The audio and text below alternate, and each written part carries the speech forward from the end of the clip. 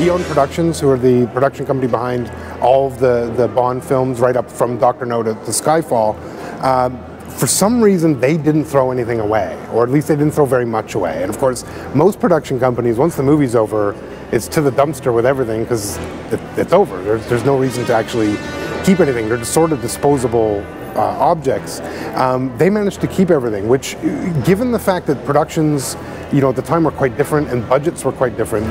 Now they would make 25 Bond suits or 50 Bond suits for the production. Back then they'd make 5. And the fact that any have survived is amazing, and we have the villain costumes. So I think it speaks to Eon's just awareness and sort of the uniqueness of them as a company, that they kept all of this. Every movie was storyboarded, every single scene, and there's just so much material over 50 years and 23 films.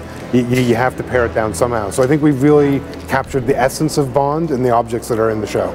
I think spies are always interesting. They suggest the secret workings of the world around us. I think that's always interesting. I think the films have been very adaptable to their times. So in the 60s, the stories were very Cold War inspired, and now they're inspired by the world we live in now. So I think they often reflect the world back to us, somewhat skewed through Hollywood entertainment, but it's always there. I think the fact that multiple actors have played Bond has allowed the franchise to seem fresh, because wait 6 years or 6 movies and someone else is suddenly playing the character, and it's renewed again. And for action movies, we really didn't make action or adventure movies like this, or what we think of now as an action movie, before Bond.